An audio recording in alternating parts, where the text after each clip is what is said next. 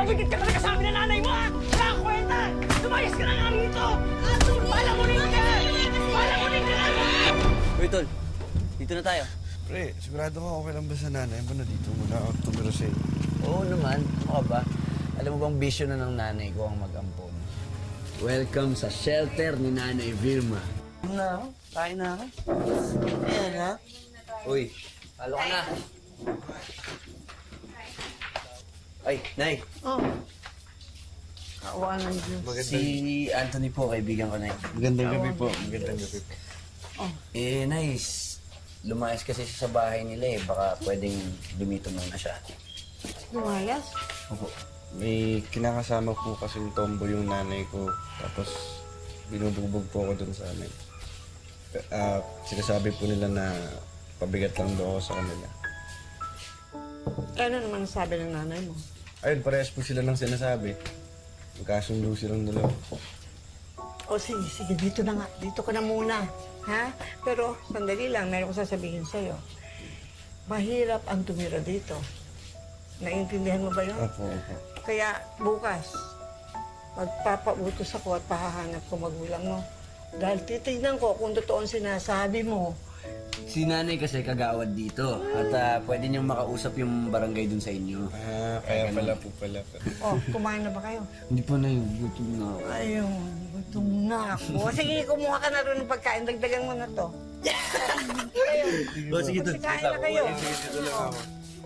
Ay, may pagkain na ba?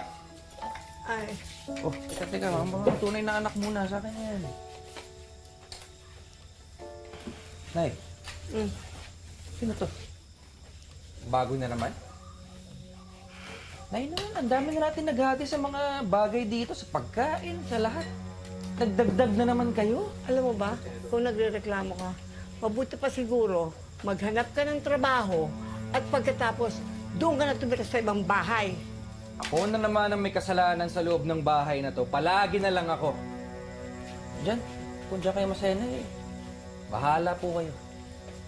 Oh, unahin ninyo ang mga ampon ninyo.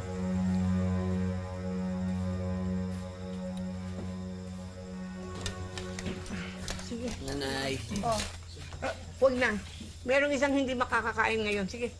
Alis ka na. Alisin mo na yan. O, sige po. O, tara. Tara na, kumain na tayo. Kain na kayo. Sige na. Itong ulam. Tara, kain na tayo. Sa panahon ngayon, mahirap nang makahanap ng taong handang tumulong sa kahit sinong nangangailangan nito. Tulong na walang limitasyon at walang hinihintay na kapalit. Ngunit may isang lola sa Cavite na ganito mismo ang ginawa. Mahigit 50 katao ang kinupkup, tinulungan at inaruga ni Lola Vilma.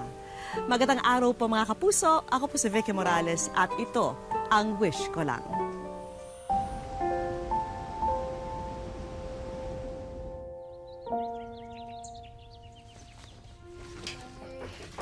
Mo dyan, tanghali na!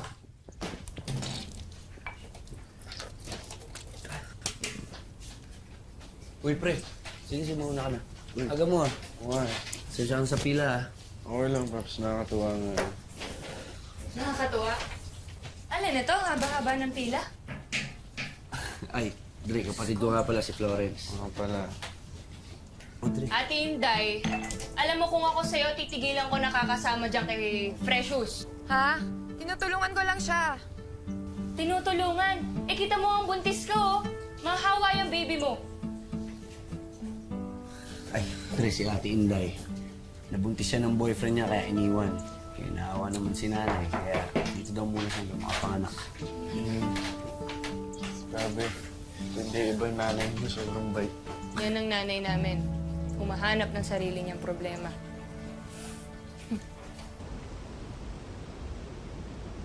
Salamat naman sa'yo. Kasamahan mo ako ngayon. Okay lang ba sa'yo? Opo, okay na okay naman po. Totoo nga lang ako gusto ko nga sana itanong pa sa inyo tungkol dito sa paninda nyo kung paano to, tsaka kung ano pa po maitutulong ko sa inyo sa bahay. Oh, sarap mo magsalita.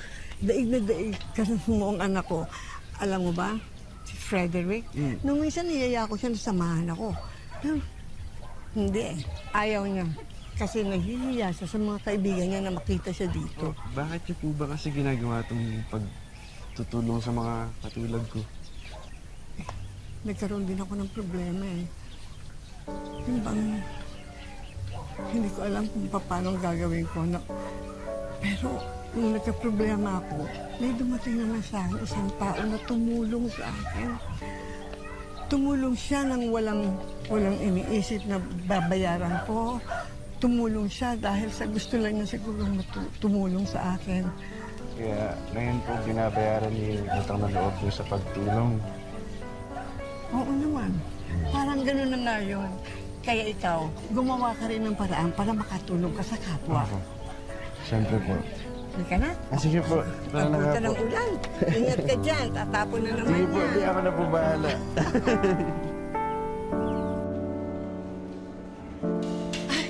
Anthony!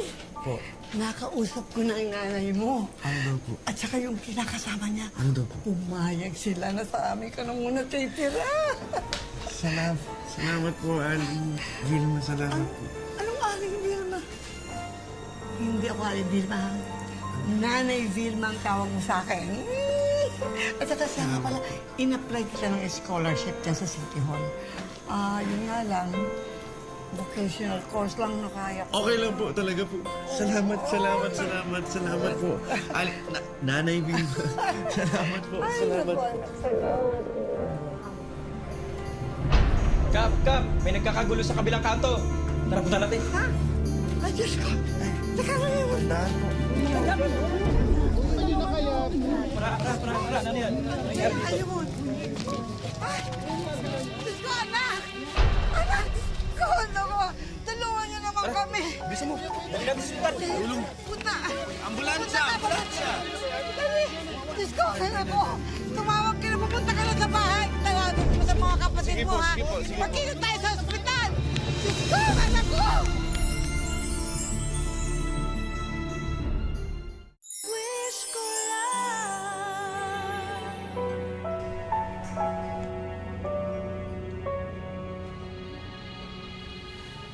Salamat sa Diyos. Ano po nangyari sa akin? Nasaksakan na kay inuman mo. Mga lokong yun. Inom ko na nga sila eh. Tinira pa ako. Hayaan nyo. Pag ako nakalabas rito, lagot silang lahat sa akin. Kuya naman, seryoso ka ba? Gulo pa rin nasa isip mo, kamuntik ka nang mamatay? Pasalamat ka na nga lang, tinulungan ka ng kapitbahay natin eh. Aba, Florence, dapat lang silang tumulong sa atin, ano? Halos lahat sila may utang kay nanay. Libre ang tulong na binibigay ko. At masama ang maningil ng utang na loob sa kapwa. May kalokohan po yan. Bakit ko naman sila tutulungan kung wala naman ako nagpapala sa kanila, di ba?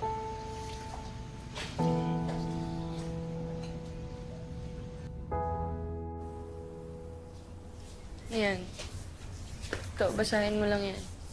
Day! Kuha mo ako ng tubig. Sige na. Oy, Precious. Ano gagawin mo? Hindi daw kukuha ng tubig ko at baka mahawa pa ako sa kung anong sakit mo. Upo ka dyan. Sige na. Sige na, ako na kukuha. Ako na kukuha. Florence. Ano sinabi ko? Di ba, Wa? Hayaan mo itong mga sampit na itong mga magsilbi sa akin. Parang bumawi sila sa pinapalamon natin sa kanila. Eh, huwag kayong i-epal. Hayaan nyo sila magsilbi sa akin. Alba, sige na. Tubig ko. Bagal-bagal ang lakad eh. Ikaw, ano ginagawa mo? Ano yan? Sige na, tuloy niya lang yan. Uy! Ang ganda ng timing nyo ah. Bakit? Ikaw, scholar ng bayan. O hindi kaya scholar ng nanay ko. Bilang mo ako ng merienda at nagugutom na ako. Ano na lang yung pambili ng merienda para makaalis na. Di ba may baon ka binibigay ng nanay ko? O yun ang pambili mo ng merienda ko. Bilisan mo! Bilis! Bagay na. Sige, irip pa, Inday. Konti na lang irip pa. Ay, Diyos ko. Irip pa. Sige. Umiri ka pa, Ere! Sige pa. Ate, matagal ba talagang mga anak? Kanina pa sila sa loob eh. Depende. May panganganak na matagal, meron din panganganak na mabilis. Hindi yun eh. Hindi yun ang problema. Ang problema kapag may bagong baby na naman dito. Dagdag gasto sa gatas. Dagdag gasto sa check-up, sa diaper, at sa kung ano-ano pa. Bukod pa dun, syempre mapupuyat tayo. Lalo na yung iyak niyan tuwing gabi. Eh, okay lang naman yun kasi magtutulungan naman tayong lahat, di ba? Marami naman tayo. Pwede tayo magpalitan kung sino magbabantay sa bata. Ang dali lang sabihin sa'yo niyan eh. Kasi mga ampon lang kayo. Alam niyo, nakakasawa na rin minsan eh. Kasi kami yung tunay na anak, kami yung nagpaparaya. Ay! Lalaki! Naku, lalaki naging anak ni Inday! Lalaki naging anak ni Inday! Florence? Freddy, ano pa? Nay, lola na kayo. Congrats! Congrats po! Congrats! Salamat. Ano po matutulong namin? Anong matutulong ninyo? Siguro dapat umalis na kayo at bumukod na para luwag-luwag naman dito. Ang dami-dami natin. Oh. Freddy, ano ka ba? Reggie! Uy! Pre! Reggie! Tiga lang. Ano problema? Problema? Wala. Saya-saya ko nga eh. Man, huwag ka kaganyan. Akala ko ba okay lang sa'yo na tumira muna ako sa inyo? Noon yun. Okay? Nagsisisi pa nga ako na tinulungan kita eh. Teka, may ginawa ba ako sa'yo? Maepal ka kasi!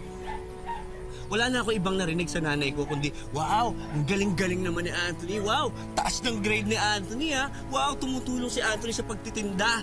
Pesting buhay to! Hindi. Pasensya na, hindi ko naman alam na ganyan na pala nararamdaman mo eh. Pareho kasi kayong manhead ng nanay ko.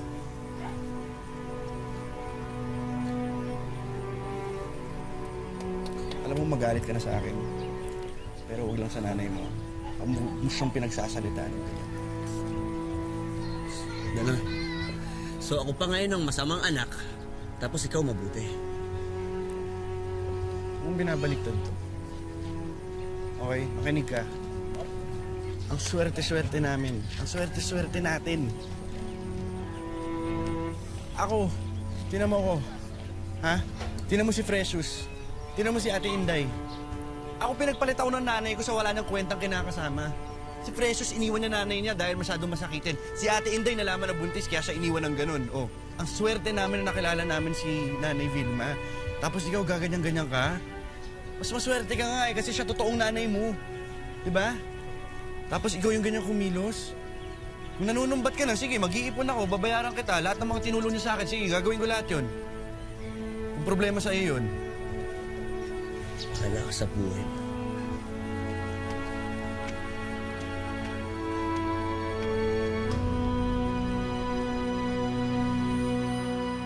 Naipit si Lola Vilma sa lumalalang hidwaan ng mga nakatira sa tahanan nila.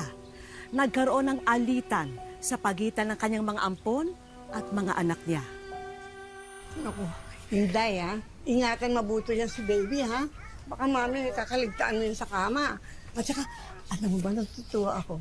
Dahil uuwi na kayo sa bahay ng nanay mo. Naku, talaga naman. Sabi ko naman sa'yo, pag nakita ng nanay mo ang picture ng apo niya, sigurado ako, lalambot ang puso niya sa'yo. Totoo nga. Day, maraming salamat po sa lahat. Pipilitin ko pong makapagpadala ng pambayad sa ticket namin Naku, para makabawi sa inyo. hindi nga. Malayo. Oo nga. Pwede? Ilaan mo na lamang ito kung merong magkailangan ibilin sa baby, okay? Oo, ilaan mo. Salamat po sa inyo, Nay. Ingat ka, ha? Ingatan mo, baby. O, sige. Baka maiwanan kayo ng barko. Ha? Sige. Ikaw muna to. Tayo. Ay, sa wakas, nabawasan na ng isang sampid dito. Kaya mga tunay na kapatid, magse-celebrate tayo, ano? Ha? Malawag na eh. Frederick, ano ba nangyayari sa'yo? Eh, natutuwa lang naman ako, Nay, kasi wala na tayong kahati dun sa pila dun sa banyo. Siya nga naman, Nay. Malaking bagay din yung di kami napupuyat dahil sa pag-iyak ng bata. Oo, kita nyo na, Nay. Hindi lang kasi ako natutuwa dito, pati yung mga tunay niyong anak. O kasama, Tol. Yan, may kakampi na ako. Ganun. Natutuwa kayo dahil nabawasan na tayo ng pamilya. Ganun ba yon? Nay, hindi naman sa ganon. Eh di ba hindi naman ang gusto ni Ate Inday makauwi sa kanila? Kita nyo na, Nay. Tsaka ang dapat kasi, hinahanap na natin ang mga tunay na pamilya ng mga buwisit na sampid na to. Tumigil ka na. Tama na yung sinasabi mo, ha? Hoy, kayo. Magsiuwi na kayo sa tunay niyong pamilya. Sige na! Ano ba? Hoy, kayo! Kayo! Magsiuwi na kayo! Ito yung sikip-sikip na nga dito eh! Nay, ayoko pong umuwi sa amin. Salbahe po ang tiyuhin ko. Oo, huwag kang mag-alala. Hindi kita ibabalik doon. Huwag kang mag-alala. Ayan pa isang problema sa inyo, Nay. Kinukonsinto niyo pa yung mga yan. Pwede ba, Nay? Sige na, please. Pauwiin niyo na yan. Sige na, sige na. Please lang, please, please. Sige na. O, sige na. Magsiuwi na kayo. Tama na yan. Ay! Ay! Naku, Precious! Ano nangyari? Tulungan niyo kaya ako. Tulungan niyo naman! Oh, tulungan! Nay, umaarte lang po yan. Tumigil ka dyan. Nakita mo. Tama na! Akad-nervous kayo. Dali! Tama na, kuya.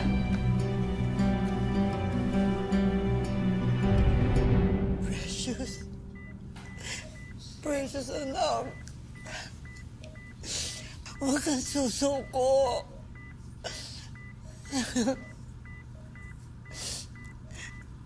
Alam mo ba, anak? Nung iniwan ka sa akin ng nanay mo doon sa barangay hall, ang liit-liit mo pa. Ang hina-hina mo. Pero hindi kita binigay, hindi kita sinuko. Pinalakas kita. Pinibigyan kita ng lahat ng kailangan mo. Precious. Ano? Bilis, bilis, bilis! Sandali. Naman. Alam mo nang awa ko.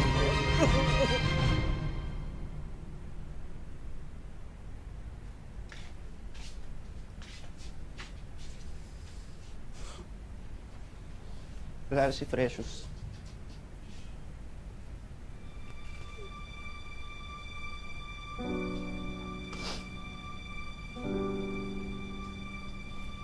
Oh. Walang pumapalakpak. Ba't di kayo pumapalakpak? Di ba ito yung gusto, no? Di ba? Di ba? Ba't walang pumapalakpak? Eh, kulang na tayo, di ba? Yun yung gusto nyo, di ba? Oh, konti na lang yung pipila sa banyo. Konti na lang yung makipagkatiyan sa pagkain sa pagkainan. Konti na lang tayo dito. Nabawasan na tayo. Ano na? Oras kayo, tahimik kayo. Patay na si Precious. Patay!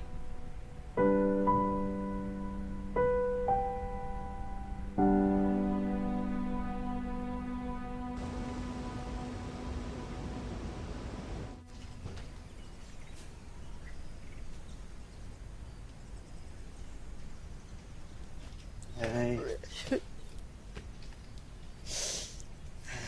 Sumo na mga. Talaga na akong ganyan. Ayoko, anak. Salamat. Ayoko pa mamaya. Ako, Nay. Alam niyo, hindi matutuwa si Precious pag nakita niya nagkakaganito. Si Precious?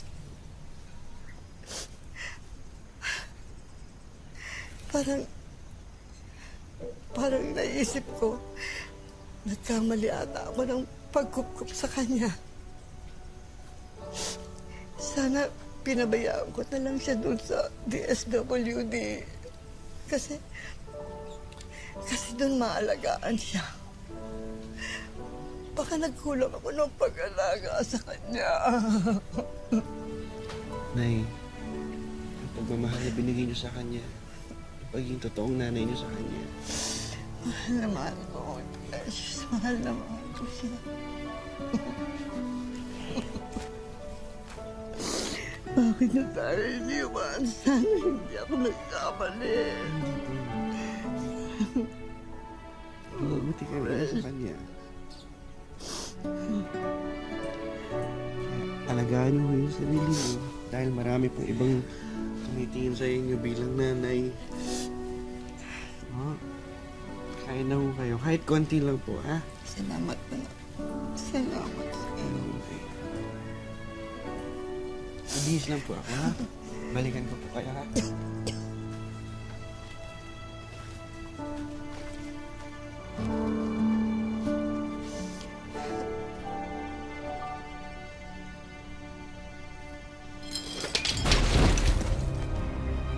Nay?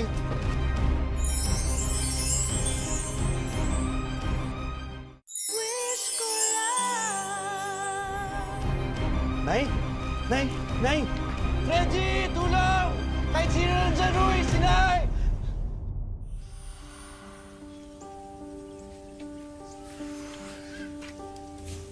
Tay, tingin niyo si nanay oh. Ano kaya pwedeng gawin natin sa kanya?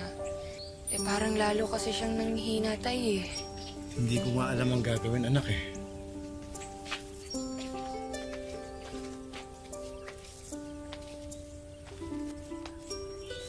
Nay. Nabibigay po kami sa inyo. Ano yun? Ito po. Sulat po ito. Galing kay Anita. Anita? Yung babaeng tinulungan ko? Pinapasabi po niya na nurse na daw po siya ngayon.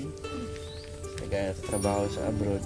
At di daw po niya magagawa lahat ng nagawa niya kundi dahil sa inyo. Naku naman. Nay, naalala niyo po ba si Kuya Willie? Lumabas ng bilangguan, tapos binigyan ko ng hanap buhay. Siya nga po, Nay. May anak na siya ngayon at may pamilya na siya. Kailan daw po yung nagtiwala sa kanya, Nay? Salamat daw po. Nay, galing po kay Senyo. Yung batang nasunugan, kaya po inampunin niyo. Naku, Nasa Amerika na raw po siya. Ginawa na raw buhay niya at may anak na rin po at may pamilya na. Panay, lahat po yan. Mga sulat po yan ang lahat na natulungan niya lang.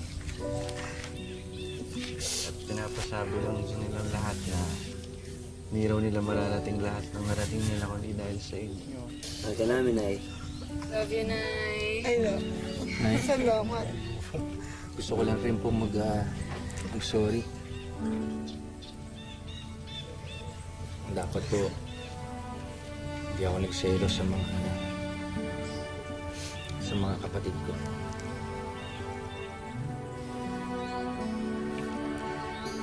Salamat naman. Kailangan ka po namin lahat. Kami pong lahat. Salamat sa inyo. Tayo, ha? Tayo, group up. Love you, Nay.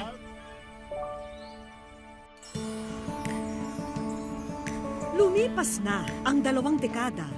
Eto na ngayon si Lola Vilma.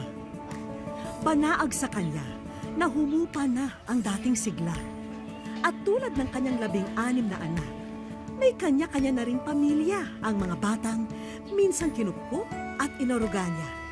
Alam ko ang blessing ng Panginoon kasi inaano sa akin ng Panginoon. Bibigyan ako ng blessing. Kaya ang ganti ko na lang doon sa mga batang yun. Pero sa dami ng mga batang kinupkup noon ni Lola Vilma, may isang pangalan na walang araw na hindi niya nababanggit. Yung batang yun po ay Anthony yata pangalan noon. Na patuloy yung parang ng Christmas card niya nga na nagpapadala. Tinitingnan ko na lang sila, natutuwa ako, sinasaway ko. Ginugunita ko na lang yung nakaraan ko. Kung hindi na nga raw kalabisan na humiling siya sa Diyos, wala raw ibang ibig si Lola Vilma, kundi makaharap niya lahat ng mga batang minahal at inaruga niya noon.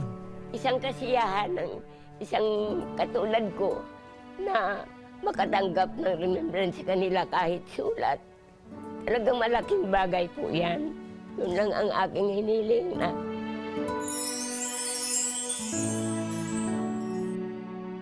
Sa aming pagbabalik, ikaw ay nasa wish ko lang.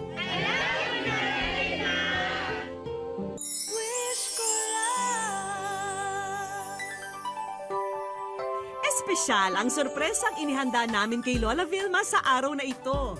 Sa pambihirang pagkakataon kasi, nakumpleto namin ang mga anak at mga batang inampun noon ni Lola Vilma. Maya-maya pa'y dumating na si Lola Vilma, akay-akay ng anak niyang si Florence. Bagamat malabo na ang mata, agad namang napukaw ang atensyon ni Lola Vilma sa malaking karatula na bumungad sa kanya. Ikaw ay nasa wish ko lang. Mga kapuso ni Lola Vilma, ayan na ang cue natin.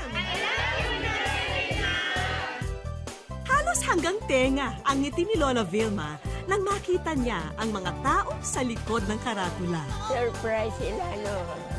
Agad naging madamdamin ang tagpo nang matanaw ni Lola ang anak niyang 3 taon na niyang hindi nakikita. Baby, anak ko!